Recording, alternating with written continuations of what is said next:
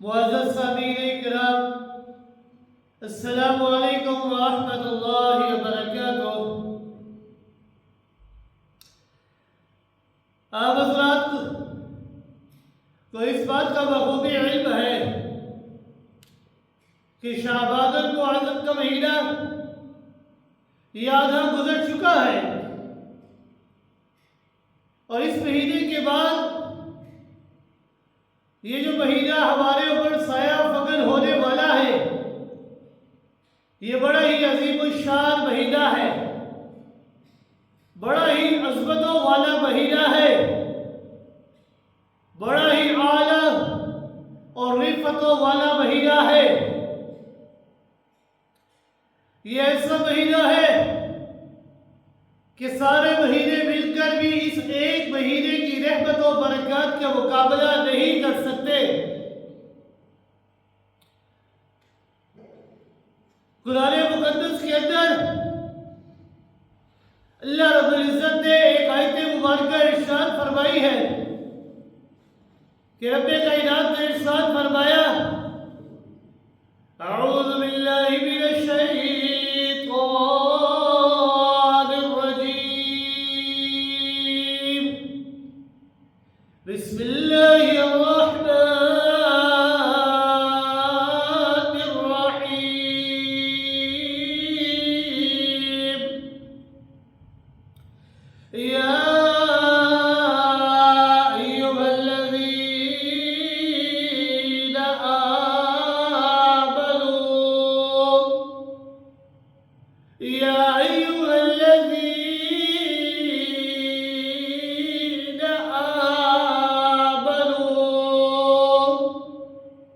كتب عليكم الصيام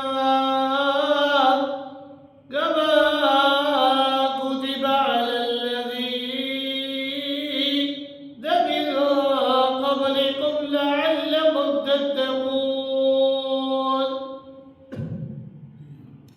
رب کائنات نے فرمایا کہ یا ایھا الذین آمنوا، کہ اے ایمان والو، اے مومنوں، اے میرے وہ بندو جو میں اللہ کی ذات کے اوپر ایمان لے کر آئے، بن دیکھے ایمان لے کر آئے، میرے وہ بندے جو تمام رسولوں کے اوپر ایمان لے کر آئے، میرے وہ بندوں جو تمام فرشتوں کے اوپر ایمان لے کر آئے، تمام کتابوں کے اوپر ایمان لے کر آئے، آخرت کے دن کے اوپر ایمان لے کر آئے، یا ایھا الذین آمنوا، کہ میرے وہ بندوں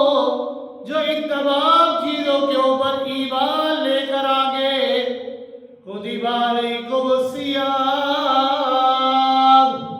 میں اللہ رب العزت نے تمہارے اوپر روزوں کو فرض کیا ہے۔ صیام یہ صوم کی جمع ہے کہ ایک روزہ نہیں، بلکہ میں اللہ رب العزت نے ایک مہینے کے روزے تمہارے اوپر فرض کیے ہیں، اور یہ جو فرضیت میں تمہارے اوپر کر رہا ہوں، یہ فرضیت صرف تمہارے لیے نہیں تھی، بلکہ تم سے پہلے جتنی امتیں تھیں، میں اللہ رب العزت نے یہ روزے ان کے اوپر بھی فرض کیے تھے، کما کتب علی الذین من قبلکم، میں اللہ نے تم سے پہلے جتنی امتیں تھیں ان کے اوپر بھی روزے فرض کیے تھے، اور ان روزوں کی فرضیت کا مقصد کیا ہے؟ میں اللہ نے یہ روزے فرض کیوں کیے ہیں تمہارے اوپر؟ تم سے پہلے جو امتیں تھیں ان کے اوپر یہ روزے کیوں فرض کیے ہیں؟ رب کائنات نے اس کا جواب دیتے ہوئے فرمایا، مقصد کو واضح کر دیا کہ روزے کی فرضیت کا مقصد کیا ہے۔ اللہ نے فرمایا، لعلکم تتقون، تاکہ تمہارے دلوں کے اندر تقویٰ کی دولت پیدا ہو جائے، تاکہ تم متقی بن جاؤ، تم پرہیزگار بن جاؤ۔ یہ جو فرضیت والا حکم ہے یہ صرف ہمارے اوپر نہیں بلکہ اللہ نے دیگر تمام امتوں کے اوپر فرض کیے تھے، کیونکہ یہ روزہ یہ ایک بڑی عجیب عبادت ہے۔ یہ ایسی عجیب عبادت ہے کہ جس کے اندر انسان اپنے آپ کو کھانے سے روکتا ہے۔ یہ ایسی عجیب عبادت ہے کہ انسان اپنے آپ کو پینے سے روکتا ہے۔ یہ ایسی عجیب عبادت ہے کہ انسان اپنے آپ کو خواہشات نفسانیہ سے روکتا ہے۔ بہت ساری وہ چیزیں جو عام حالات کے اوپر انسان کے اوپر جائز تھی، جو عام حالات کے اندر انسان کے اوپر حلال تھی کہ انسان کھا سکتا تھا، پی سکتا تھا، خواہشات نفسانیہ کی تکمیل کر سکتا تھا، لیکن اس ایک روزے والی عبادت کی وجہ سے ان تمام چیزوں سے انسان نے اپنے آپ کو روکنا ہوگا۔ روزے میں وہ ساری چیزیں ناجائز ہو جاتی ہے۔ اب یہ جو عبادت ہے اس عبادت کی وجہ سے انسان کے اوپر بہت بڑا بوجھ آ جاتا ہے۔ انسان بڑا بوجھ محسوس کرتا ہے کہ میں بلا وجہ اپنے آپ کو کھانے سے روک رہا ہوں، کہ میں بلا وجہ اپنے آپ کو پینے سے روک رہا ہوں، حالانکہ کھانا سامنے موجود ہے، پانی سامنے موجود ہے، پھل فروٹ سامنے موجود ہے، لیکن انسان اپنا ہاتھ ان کی طرف نہیں بڑھاتا۔ یہ آدمی بڑا بوجھ محسوس کر رہا ہوتا ہے، لیکن اللہ رب العزت نے انسان کو ترغیب دیتے ہوئے فرمایا کما کتب علی الذین من قبلکم، یہ جو بوجھ تم محسوس کر رہے ہو نا میرے بندو، جس روزے کی فرضیت کو تم محسوس کر رہے ہو نا، صبح سے لے کر شام تک کھانے پینے سے، خواہشات نفسانیہ کی تکمیل سے اپنے آپ کو روک رہے ہو، یہ صرف اللہ نے تمہارے اوپر فرض نہیں کیے تھے بلکہ میں اللہ نے تم سے پہلے جتنی امتیں تھیں ان کے اوپر بھی فرض کیے تھے۔ جب روزہ ان کے اوپر بھی فرض تھا تو تمہارے لیے یہ بوجھ کہتا ہے، تمہیں تو اس عبادت کو اپنے لیے سعادت اور غنیمت سمجھنا چاہیے۔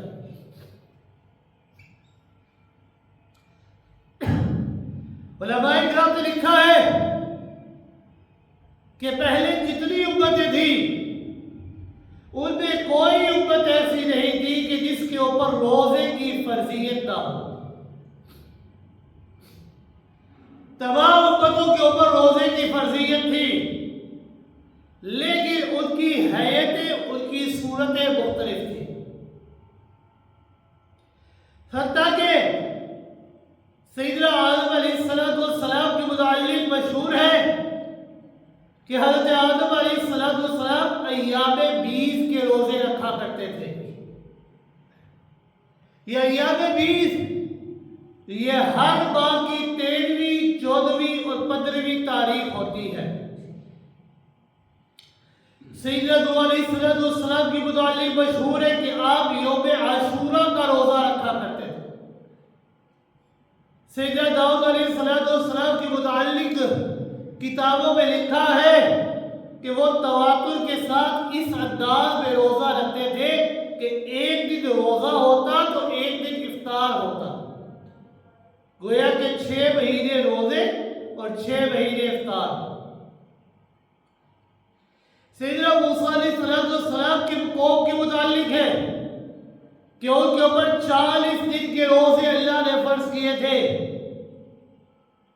سیدنا عیسیٰ علیہ السلام کی قوم، اس کے اوپر 2 ماہ کے روزے فرض کیے گئے تھے۔ گویا کہ کسی امت کے اوپر روزے کی تخفیف نہیں تھی، روزہ یہ سب کے اوپر فرض تھا۔ سیدنا آدم علیہ السلام نے روزہ رکھا، سیدنا نوح علیہ السلام نے روزہ رکھا، ابراہیم خلیل اللہ علیہ السلام نے روزہ رکھا، سیدنا موسیٰ علیہ اوپر مسلسل 40 دن روزے رکھے. حضرت عیسیٰ علیہ السلام نے اپنی قوم کو مسلسل 2 ماہ کے روزے رکھنے کا حکم دیا. یہ روزہ یہ صرف امت محمد رسول اللہ صلی اللہ علیہ وسلم کے اوپر فرض نہیں تھا،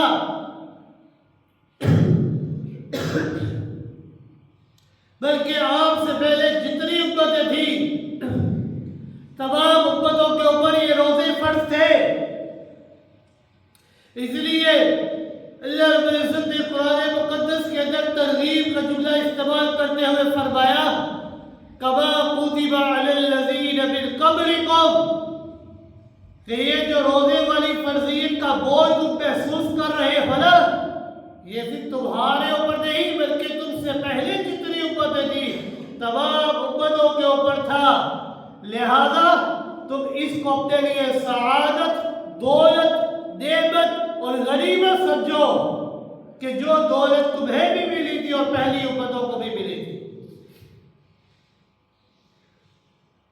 کتابوں کے اندر لکھا ہے کہ سیدنا آدم علیہ السلام کو جب زمین کے اوپر اتارا گیا تو ان سے جنت کا حسن، جنت کے سارے کمالات اللہ رب العزت نے واپس لے لیے تھے.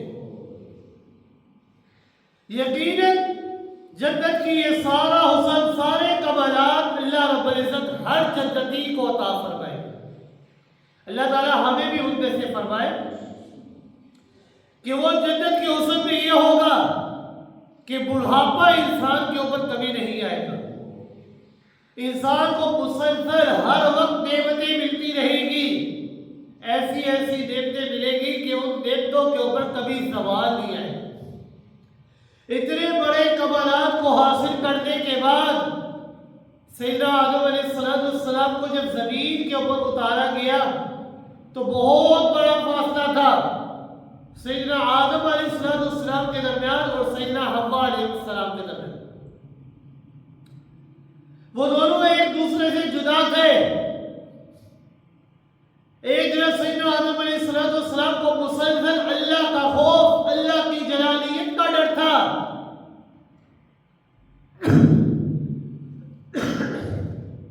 کہ اللہ تعالیٰ کا حکم تھا لا تقربا هذه الشجرة، کہ اس درخت کے قریب نہیں جانا. جناب آدم علیہ السلام دلی طور پر وہ کام نہیں کرنا چاہتے تھے، لیکن نسیان کے طور پر، بھول کے طور پر وہ کام کر بیٹھے. ایک تو اس کا خوف، دوسرا رفیق حیات سیدنا حوا بھی جدا. بہت بڑا فاصلہ تھا. دونوں ایک دوسرے کو تلاش کرتے رہے. جب تلاش مکمل ہوئی، میدان عرفات میں ایک دوسرے کو دیکھتے ہیں. اس عرفات کے میدان میں ایک پہاڑی ہے جس کا نام ہے جبل دور، روشنی والا پہاڑ. اس پہاڑی پر سیدنا آدم اور سیدنا حوا کی ملاقات ہوئی. ملاقات کے بعد سیدنا آدم مسلسل روتے رہے، اللہ کے سامنے گر گرا کر دعا کرتے رہے. کیا دعا کرتے رہے؟ رب کائنات نے قرآن مقدس کے اندر ارشاد فرمایا ربنا ظلمنا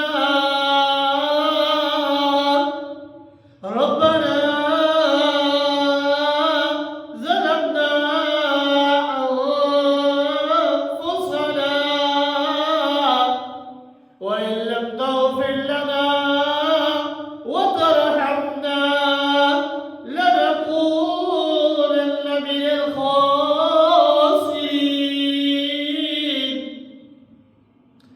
کہ میرے اللہ، اے میرے رب، اے میرے پالنہار، اے میرے مولا، ظلمنا ہم نے اپنی جانوں کے اوپر ظلم کر دیا ہے. ہم اپنی جانوں کے اوپر ظلم کر بیٹھے ہیں، اور وہ ظلم بھی ایسا ہے وَإِن لَمْ تَغْفِرْ لَنَا، کہ اگر تو ہمیں معاف نہ کرے، اگر ہمارے اس غلطی کو، ہماری اس کوتاہی کو، ہماری اس خطا کو تو معاف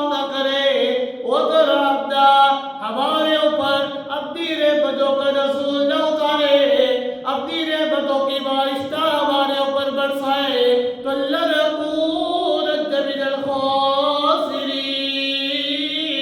تو اے اللہ ہم خسارہ اٹھانے والے ہو جائیں گے، کیونکہ ہماری خطاؤں کو معاف کرنے والا کون ہے؟ اکیلا اللہ ہے۔ رحمتوں کو برسانے والا کون ہے؟ اکیلا اللہ ہے۔ اے میرے اللہ، اگر تو نے ہمیں معاف نہ کیا، اگر تو نے ہمارے اوپر اپنی رحمتوں کا نزول نہ کیا، تو ہم تو خسارہ اٹھانے والے ہو جائیں گے۔ لہٰذا اے اللہ ہم بھی تجھ سے دعا کرتے ہیں، ظلمنا انفسنا، کہ ہم نے اپنی جانوں کے اوپر بڑا ظلم کیا ہے، ہم سے بڑی خطائیں ہو گئی، ہم سے بڑی غلطیاں ہو گئی، ہم سے بڑے گناہ ہو گئے۔ وَإِن لَّمْ تَغْفِرْ لَنَا وَتَرْحَمْنَا لَنَكُونَنَّ مِنَ الْخَاسِرِينَ۔ اے اللہ ہم سے ہماری غلطی کو، ہم سے ہماری خطا کو معاف فرما دے، کیونکہ اگر تو معاف نہ کرے تو کوئی معاف کرنے والا نہیں، تو رحم نہ کرے تو کوئی رحم کرنے والا نہیں۔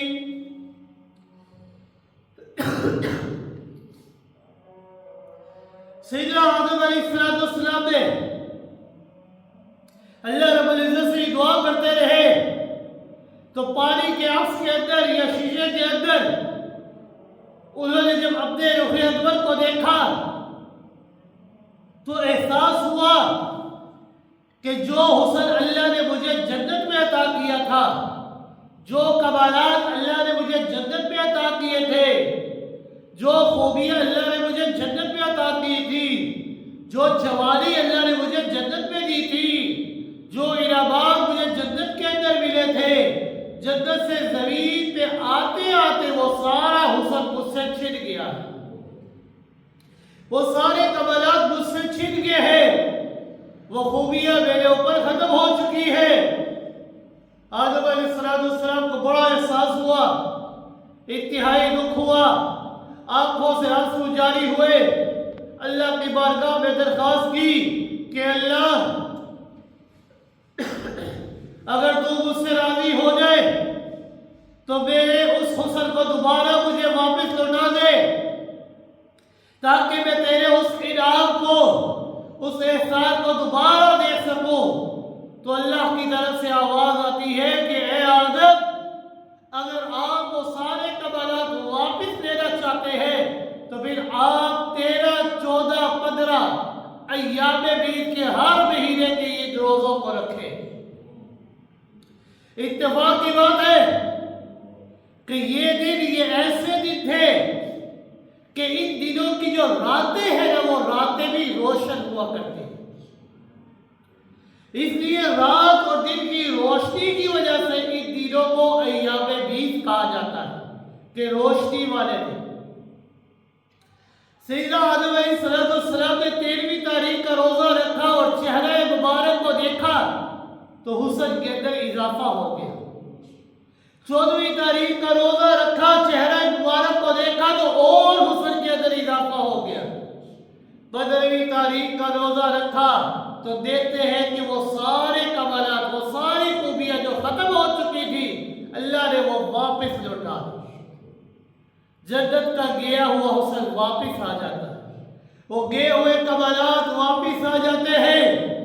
اس پر آدم علیہ السلام اللہ کا شکر ادا کرنے کے لیے ہر مہینے کے ان 3 دنوں کے روزوں کو لازمی رکھا کرتے تھے۔ علماء کرام نے لکھا ہے کہ ان دنوں کو ایام بیت اس لیے کہا جاتا ہے کہ آدم علیہ السلام کا گیا ہوا حسن واپس لوٹ آیا۔ جناب آدم علیہ السلام نے ان دنوں کے اندر روزے رکھے کہ وہ دن جن کی راتیں بھی سفید تھی، کہ جن کے دن بھی سفید، روشن اور منور تھے۔ یوں سمجھ لیجئے کہ حسن و کمالات اور اللہ کی کھوئی ہوئی نعمتوں کو اگر واپس حاصل کرنا چاہتے ہو تو ایک ہی طریقہ ہے کہ ان دنوں کے روزے رکھ کر اللہ کو راضی کرنا۔ ہر مہینے کے ان 3 دنوں کے روزے لازمی رکھ لو، اللہ رب العزت تمہیں کھوئی ہوئی نعمتیں بھی واپس لوٹا دے۔ اور یہ جو رمضان مبارک کا مہینہ ہے، یہ بڑا ہی عظیم الشان مہینہ ہے۔ اللہ رب العزت نے تمام امتوں کے اوپر روزے فرض کیے تھے، لیکن ان کی حیتیں اور صورتیں مختلف تھیں۔ کسی نے ایام بیس کے روزے رکھے، کسی نے یوم عاشورہ کا روزہ رکھا، کسی نے 6 ماہ مسلسل روزے رکھے، کسی نے 2 ماہ مسلسل روزے رکھے، کسی نے 40 دن مسلسل روزے رکھے۔ لیکن قربان جائے آقا دو جہاں جناب محمد رسول اللہ صلی اللہ علیہ وسلم کی شان کے اوپر اور امت محمد رسول اللہ صلی اللہ علیہ وسلم کو عطا کردہ نعمتوں کے اوپر کہ اللہ رب العزت نے ان کو اس مہینے کے روزے عطا فرمائے کہ جو مہینہ تمام مہینوں سے افضل اور اعلیٰ ہے۔ ایسا عظیم الشان مہینہ ہے کہ جس مہینے کا مقابلہ باقی 11 مہینے مل کر بھی نہیں کر سکتے۔ ترازو کے ایک پلڑے کے اوپر اگر 11 مہینے رکھ دیے جائے اور دوسرے پلڑے کے اوپر اس ایک مہینے کو رکھ دیا جائے تو یہ 11 مہینے مل کر بھی اس ایک مہینے کا مقابلہ نہیں کر سکتے۔ اسی لیے آپ صلی اللہ علیہ وسلم نے فرمایا کہ رب کائنات نے ارشاد فرمایا کہ اگر میرے بندے جان لینا کہ یہ رمضان کیا ہے، اس مہینے کی رحمتیں کیا ہے، اس ایک مہینے کی برکتیں کیا ہے، تو وہ صرف ایک ہی تمنا کریں گے، ایک ہی خواہش کریں گے، کاش کہ پورا کا پورا سال رمضان ہی رہے اور کوئی مہینہ ہمارے اوپر نہ رہے۔ کیوں؟ کیونکہ یہ مہینہ یہ کوئی عام مہینہ نہیں ہے۔ اس مہینے کو باقی مہینوں کی طرح یوں ہی نہ گزار دینا۔ یہ ایک ایسا مہینہ ہے کہ اس مہینے کو اللہ نے اپنا مہینہ کہا ہے۔ شہر اللہ، اللہ رب العزت نے اس مہینے کو اپنا نام عطا فرمایا، شہر اللہ، کہ یہ مہینہ یہ اللہ کا مہینہ ہے۔ آپ صلی اللہ علیہ وسلم نے فرمایا کہ شعبان یہ میرا مہینہ ہے اور رمضان یہ اللہ کا مہینہ ہے۔ جس مہینے کو اللہ اپنا مہینہ کہہ رہے تو اس مہینے کی رحمتوں اور برکتوں کے تو کیا ہی کہنے۔ اللہ رب العزت کیا کیا نعمتیں، کیا کیا رحمتیں اس مہینے کے اوپر عطا کرتے ہیں۔ اس مہینے کے روزے اللہ نے امت محمدیہ صلی اللہ علیہ وسلم کے اوپر فرض کیے، اور یہ روزے یہ دین اسلام کی بنیاد اور دین اسلام کی اساس ہے، اور ایسی بنیاد ہے، ایسی جڑ ہے کہ اگر یہ بنیاد کو ہٹا دیا جائے تو دین کی عبارت کبھی کھڑی نہیں ہو سکتی۔ رسول اکرم صلی اللہ علیہ وسلم نے ارشاد فرمایا بنی الاسلام علی 5 شہادہ، بنی الاسلام علی 5 شہادہ، اللہ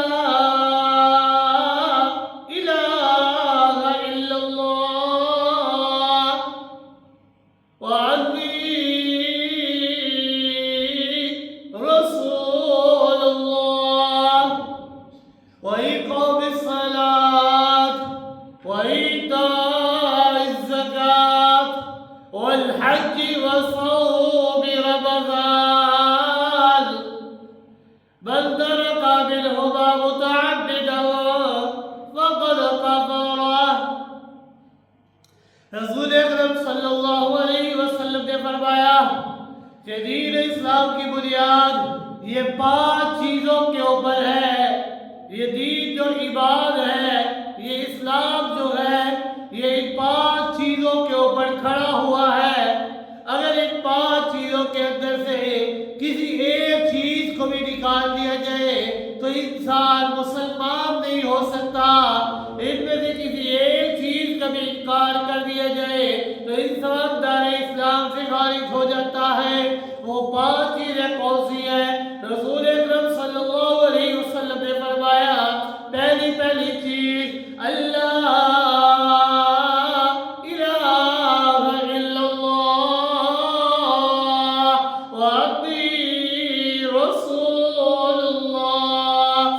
سب سے پہلی چیز یہ ہے کہ تم اس بات کا اقرار کرو، تم اس بات کا دعویٰ کرو کہ اللہ کے علاوہ کوئی اور الہ نہیں ہے، اللہ کے علاوہ کوئی اور مشکل کشا نہیں ہے، اللہ کے علاوہ کوئی اور داتا نہیں ہے، اللہ کے علاوہ کوئی اور دستگیر نہیں ہے، اللہ کے علاوہ کوئی گنج بخش نہیں ہے، اللہ کے علاوہ کوئی دینے والا نہیں ہے، اللہ کے علاوہ کوئی روزی دینے والا نہیں، اللہ کے علاوہ کوئی بادشاہ دینے والا نہیں، اللہ کے علاوہ کوئی اولاد دینے والا نہیں۔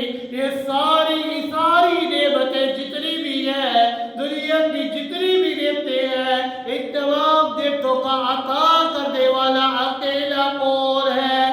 اللہ ہے، وانی رسول اللہ۔ اور اس بات کا اقرار کرو، ساتھ ہی ساتھ اس بات کا بھی اقرار کرو کہ آقا دو جہاں صلی اللہ علیہ وسلم اللہ کے آخری نبی، اللہ کے محبوب پیغمبر، خاتم النبیین پیغمبر ہے۔ آپ کے اوپر اللہ نے نبوت کے دروازے کو ہمیشہ کے لیے بند کر دیا ہے۔ اس کلمے کا اقرار کرنا ہے۔ یہ کلمہ کوئی لمبا چوڑا کلمہ نہیں ہے، بڑا ہی چھوٹا سا کلمہ ہے، لا الہ الا اللہ محمد رسول اللہ۔ یہ بڑا ہی چھوٹا سا ایک کلمہ ہے، لیکن اس ایک کلمے کے پڑھ لینے کی وجہ سے انسان کی زندگیوں کے رخ تبدیل ہو جایا کرتے ہیں۔ کس طرح؟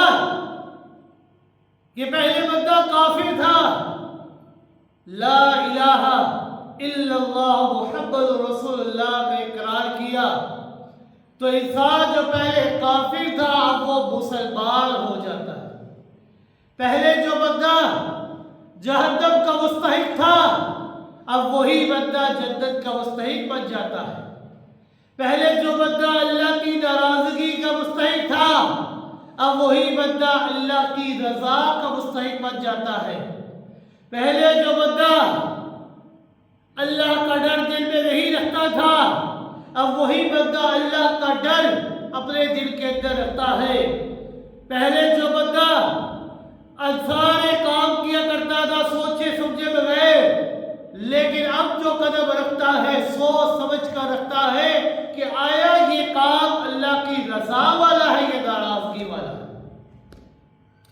اس ایک کلمے کے پڑھ لینے کی وجہ سے انسان کی زندگیوں کے رخ تبدیل ہو جائے گا۔ دوسری چیز آپ صلی اللہ علیہ وسلم نے فرمایا وَإِقَامِ الصَّلَاةِ، نماز ادا کرنا۔ یہ نماز یہ دین اسلام کا ستون ہے۔ الصلاة عماد الدین، من اقامها فقد قام الدین ومن هدمها فقد هدم الدین۔ یہ نماز یہ دین اسلام کا ستون ہے، ایسا ستون ہے کہ جس نے اسے قائم کیا گویا کہ دین کی عبادت کو قائم کیا، اور جس نے اسے چھوڑ دیا گویا کہ دین کی عبادت کو ہی گرا دیا۔ کلمہ ایمان کا اقرار کرنا، نماز قائم کرنا، زکوٰۃ ادا کرنا، بیت اللہ کا حج ادا کرنا اور رمضان المبارک کے روزے رکھنا، یہ 5 چیزیں ایسی چیزیں ہیں جو دین اسلام کا ستون اور اساس ہے۔ کوئی بندہ، کوئی مومن، کوئی مسلمان ان 5 چیزوں میں سے کسی ایک چیز کا انکار نہیں کر سکتا، کیونکہ اگر کوئی بندہ ان میں سے کسی ایک چیز کا بھی انکار کرے گا تو وہ بندہ دائرہ اسلام سے ہی خارج ہو جائے گا۔ اس کا اسلام، اس کا ایمان یہ کبھی مکمل نہیں ہو پائے گا ان تمام چیزوں کے اقرار کیے بغیر۔ تو یہ روزہ جو ہے یہ دین اسلام کی بنیاد اور اساس ہے۔ اللہ رب العزت نے قرآن مقدس کے اندر اس روزے کی جو فرضیت ہے نا، اس کا مقصد بیان فرمایا۔ اس روزے کو جو اللہ نے ہمارے اوپر فرض کیا ہے، اس کا مقصد کیا ہے؟ اللہ رب العزت نے فرمایا یا ایھا الذین آمنوا کتب علیکم الصیام کما کتب علی الذین من قبلکم لعلکم تتقون۔ کہ ایمان والو ذرا سوچئے، اللہ رب العزت نے ہمیں ایماندار ہونے کا لقب عطا فرمایا۔ اللہ نے فرمایا کہ اے ایمان والو کتب علیکم الصیام، میں اللہ رب العزت نے ان روزوں کو تمہارے اوپر فرض کیا ہے، کما کتب علی الذین من قبلکم، اور یہ جو روزے کی فرضیت ہے، یہ فرضیت صرف تمہارے اوپر نہیں بلکہ تم سے پہلے جتنی امتیں تھیں، میں اللہ نے تمام امتوں کے اوپر روزے فرض کیے تھے۔ کوئی امت ایام 20 کے روزے رکھتی، کوئی امت عاشورہ کا روزہ رکھتی، کوئی امت 6 ماہ کے روزے رکھتی، کوئی امت 40 دن کے روزے رکھتی، کوئی امت 2 ماہ مسلسل روزے رکھتی۔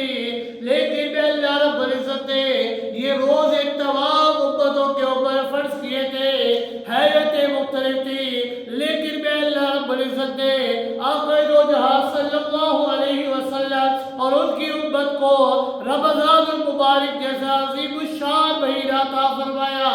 اس عظیم مہینے کے روزے میں اللہ نے تمہارے اوپر فرض کیے ہیں، اور یہ جو روزے میں اللہ نے تمام امتوں کے اوپر فرض کیے ہیں، اس فرضیت کا مقصد کیا ہے؟ اللہ نے فرمایا لعلکم تتقون، تاکہ تم متقی بن جاؤ، تاکہ یہ تقوی والی دولت، یہ پرہیزگاری والی دولت تمہارے اندر پیدا ہو جائے۔ اب اس کا ایک عام معنی ہے گناہوں سے بچنا، لیکن ایک ہے گناہوں سے بچنا اور دوسرا ہے گناہوں کا موقع نہ ملنا۔ کوئی بندہ جس کے پاس طاقت نہ ہو، جس کے پاس پیسہ نہ ہو، جو برائی والا کام نہ کر سکتا ہو، اور وہ یہ کہے کہ میں نے گناہ نہیں کیا، تو یہ تو بہت بڑی بات نہیں ہے۔ اصل بہادری یہ ہے کہ ایک بندہ جوان ہو، پہلوان ہو، طاقت بھی ہو، ہمت بھی ہو، حسن بھی ہو، جوانی بھی ہو، کمالات اور خوبیاں بھی ہو، اور ایسے معاشرے کے اندر وہ جی رہا ہو جہاں برائیاں عام انسان کو مل جاتی ہے، سب کچھ انسان کو آسانی سے مل جاتا ہے، دولت اور سلطنت اس کے پاس موجود ہے۔ ایسا شخص اپنے آپ کو اس برائی والے معاشرے کے اندر اپنے آپ کو روک کے رکھتا ہے، تو یہ ہے کمال تقویٰ، کہ انسان کو یہ تقویٰ والی دولت حاصل ہو جاتی ہے۔ اللہ رب العزت نے روزے کا جو مقصد بیان فرمایا ہے، اس کا مقصد بیان فرمایا تقویٰ۔ یہ روزہ میں اللہ رب العزت نے تمہارے اوپر جو فرض کیا ہے، اس کا مقصد ہے تقویٰ کا حصول، تاکہ یہ تقویٰ والی دولت، پرہیزگاری والی دولت تمہارے اندر پیدا ہو جائے، تاکہ تم لوگ متقی بن جاؤ۔ اگر آپ اس بات کے اندر غور و فکر کریں تو یہ بات آپ کو آسانی سے سمجھ میں آ سکتی ہے کہ ایک شخص ہے، کھانا سامنے رکھا ہے، کھانے کی طاقت بھی موجود ہے، کھا بھی لے تو کوئی پوچھنے والا نہیں ہے، کوئی روکنے والا نہیں ہے، لیکن کھا نہیں رہا۔ پانی سامنے موجود ہے، پی بھی سکتا ہے، کوئی دیکھ نہیں رہا، کوئی پوچھنے والا نہیں، کوئی روکنے والا نہیں، لیکن پی نہیں رہا، کوئی رکاوٹ بھی نہیں ہے، کوئی پابندی بھی نہیں ہے، صرف ایک رکاوٹ ہے، اور وہ رکاوٹ کیا ہے؟ اللہ اللہ کا حکم، کہ اللہ کا حکم ہے طلوع فجر سے لے کر غروب شمس تک تم نے نہ کچھ کھانا ہے نہ پینا ہے، نہ ہی خواہشات نفسانیہ کو پورا کرنا ہے۔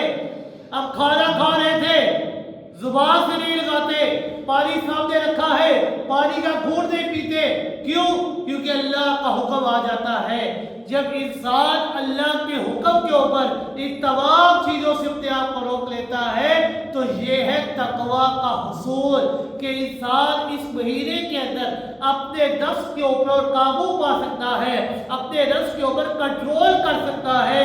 یہ ایک ایسا مہینہ اللہ نے عطا فرمایا کہ جس کے اندر انسان کا اپنا نفس کمزور ہو جاتا ہے اور انسان اپنے نفس کے اوپر حاوی ہو جاتا ہے، کہ انسان اپنے آپ کو روکے رکھتا ہے، کوئی روکنے والا نہیں، کوئی ٹوکنے والا نہیں۔ لیکن کیا رکاوٹ ہے؟ اللہ کا حکم۔ اس ایک حکم کی بنا پر انسان اپنے آپ کو روکے رکھا ہے، تو یہ ہے کمال تقویٰ، کہ انسان اس تقویٰ کی دولت کو حاصل کرے۔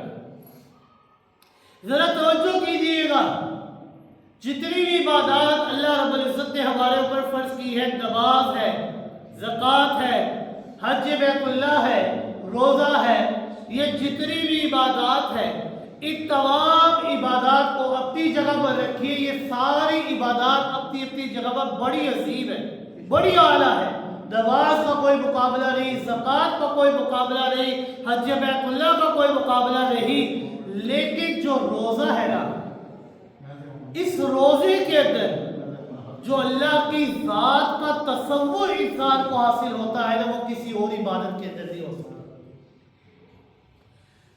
اس روزے والی عبادت کے اندر انسان کو جو اللہ کی ذات کا تصور حاصل ہوتا ہے، وہ تصور دنیا کی کسی اور عبادت کے اندر انسان کو حاصل نہیں ہو سکتا۔ کیوں؟ کیونکہ اللہ کی ذات کا تصور ہی یہی ہے کہ جس وقت کوئی چیز آپ کے سامنے آ جائے، انسان کو فوراً خیال آ جاتا ہے کہ میرا روزہ ہے۔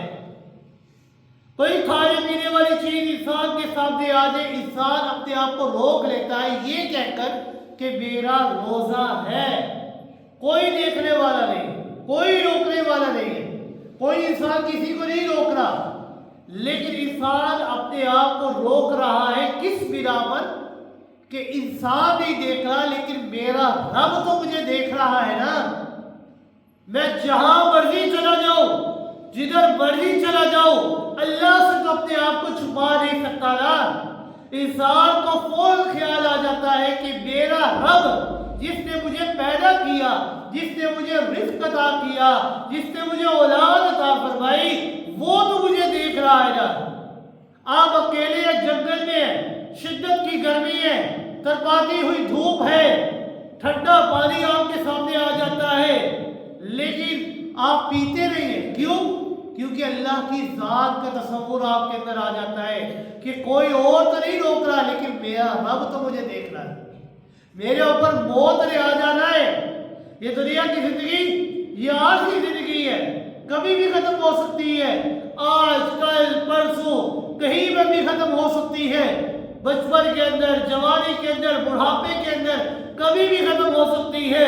لیکن اس ایک عارضی زندگی کے بعد ایک ایسی زندگی نہیں آنا ہے کہ جو دائمی ہے، جو ہمیشہ والی ہے، جس کے اوپر فنا کبھی نہیں آنی، جو ہمیشہ باقی رہے گی، اور وہاں پر میں نے اپنے کیے ہوئے اعمال کا اللہ کو حساب دینا ہے۔ جب یہ تصور انسان کے اندر آ جاتا ہے تو انسان اپنے نفس کے اوپر قابو پا لیتا ہے۔ تو یہ جو روزے والی عبادت ہے، اس عبادت کے اندر انسان کو جو اللہ کی ذات کا تصور حاصل ہوتا ہے وہ دنیا کی کسی اور عبادت کے اندر نہیں حاصل ہو سکتا۔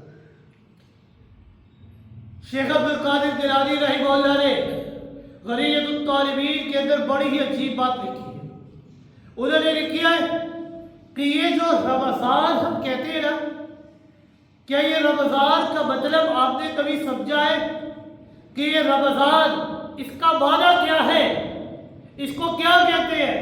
ہم رمضان تو کہتے ہیں کہ روزہ ہے، رمضان کا مہینہ آ گیا، اس رمضان کا مطلب کیا ہے؟ کبھی یہ سوچا ہے؟ کبھی یہ سمجھا ہے کہ اس رمضان کا مطلب کیا ہے؟ تو شیخ عبد القادر جیلانی رحمہ اللہ نے غریب الطالبین کے اندر رمضان کا مطلب انسان کو سمجھایا کہ یہ رمضان کا مطلب کیا ہے۔ وہ فرماتے ہیں کہ رمضان کے اندر 5 لفظ ہیں: راہ، میم، ضاد، الف اور دود۔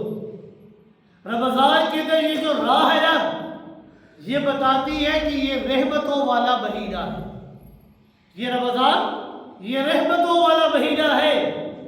رمضان کے اندر جو میم ہے وہ میم بتاتی ہے کہ یہ مغفرت والا مہینہ ہے۔ اس مہینے کے اندر اللہ اپنی طرف سے مغفرت کے پروارے انسان کو عطا فرماتے ہیں۔ پورے سال کے اندر جتنے لوگ اللہ معاف فرماتے ہیں، اللہ رب العزت اس ایک مہینے کے اندر اس سے کئی گنا زیادہ لوگوں کو اللہ مغفرت کے پروارے عطا فرماتے ہیں۔ رمضان میں جو ضاد ہے وہ ضاد انسان کو بتاتی ہے کہ یہ جنت کی ضمانت والا مہینہ ہے۔ یہ ایسا مہینہ ہے کہ اس مہینے کے اندر تم جنت کو حاصل کر سکتے ہو۔ یہ ایسا مہینہ ہے کہ اللہ رب العزت نے جہنم کے دروازوں کو اس مہینے میں بند کر دیا، جنت کے دروازوں کو کھول دیا، آؤ جنت کو حاصل کر دو۔ یہ جنت کی ضمانت والا مہینہ ہے۔ رمضان کی جو الف ہے وہ بتاتی ہے کہ یہ الف، یہ رمضان، یہ انس، محبت، الفت والا مہینہ ہے۔ ایک دوسرے کے خیال رکھنے والا مہینہ ہے کہ ایک دوسرے کا خیال رکھ رہا ہے۔ اگر کوئی بندہ کسی روزے دار کا روزہ افطار کرواتا ہے، چاہے ایک پانی کے گھونٹ کے ذریعے، چاہے ایک کھجور کے ذریعے روزہ کھلوا لے، تو جتنا ثواب اللہ روزے دار کو روزہ رکھنے کی وجہ سے عطا فرماتے ہیں، اتنا ہی ثواب اللہ روزہ کھلوانے والے کو بھی عطا فرماتے ہیں۔ تو یہ الفتوں والا مہینہ ہے، انس والا مہینہ ہے۔ اور یہ جو نون ہے نا، یہ نون بتاتی ہے کہ یہ نورانیت والا مہینہ ہے۔ اس میں اللہ کی طرف سے نور آ جاتا ہے۔ تو یہ رمضان یہ رحمتوں والا مہینہ ہے۔ رحمت چاہتے ہو تو اس مہینے کے اندر اللہ کی خوب عبادت کرو، مغفرت چاہتے ہو تو اس مہینے کے اندر اللہ کی خوب عبادت کرو، جنت کی ضمانت چاہتے ہو تو اس مہینے کے اندر اللہ کی خوب عبادت کرو، انس اور الفت چاہتے ہو تو اس مہینے کے اندر اللہ کی خوب عبادت کرو، اور نورانیت کو چاہتے ہو تو اس مہینے کے اندر اللہ کی خوب عبادت کرو۔ کیوں؟ کیونکہ یہ ایسا مہینہ ہے کہ اس جیسا مہینہ وہ کوئی نہیں ہے۔ رمضان کا لفظ یہ رمض سے نکلا ہے، جس کا معنی ہے جلانا۔ رمضان کو رمضان یہ اس لیے کہا جاتا ہے کہ یہ رمضان یہ انسان کے گناہوں کو جلا دیتا ہے۔ رمضان کو رمضان یہ اس لیے کہا جاتا ہے کہ اس مہینے کے اندر انسان اپنے آپ کو بھوک اور پیاس کی شدت کی وجہ سے اور گرمی کے اثرات کی وجہ سے اپنے آپ کو روکے رکھتا ہے، اپنے آپ کو کھانے پینے سے روکتا ہے، یہ ساری شدت کو برداشت کرتا ہے۔ رمضان کو رمضان یہ اس لیے کہا جاتا ہے کہ اس مہینے کے اندر اللہ شیطان کو پابند سلاسل کر دیتے ہیں، شیطان کو قید کر دیتے ہیں۔ شیطان بھی جہنم کی آگ کے اندر جلتا رہتا ہے، اور وہاں شیطان وہاں پر جلتا ہے، زمین پر انسان کے گناہ جلتے ہیں۔ گویا کہ یہ وہ عظیم مہینہ ہے کہ جس مہینے کے اندر ہمارے گناہ معاف ہو جاتے ہیں اور ہمارا نفس اور شیطان یہ جل کر صاف ہو جاتا ہے، پاک اور صاف ہو جاتا ہے۔ لہذا اس مہینے کے اندر اللہ کی خوب عبادت کر کر اللہ رب العزت سے رحمت، مغفرت اور جہنم سے خلاصی کو حاصل کر لو، کیونکہ یہ ایسا مہینہ ہے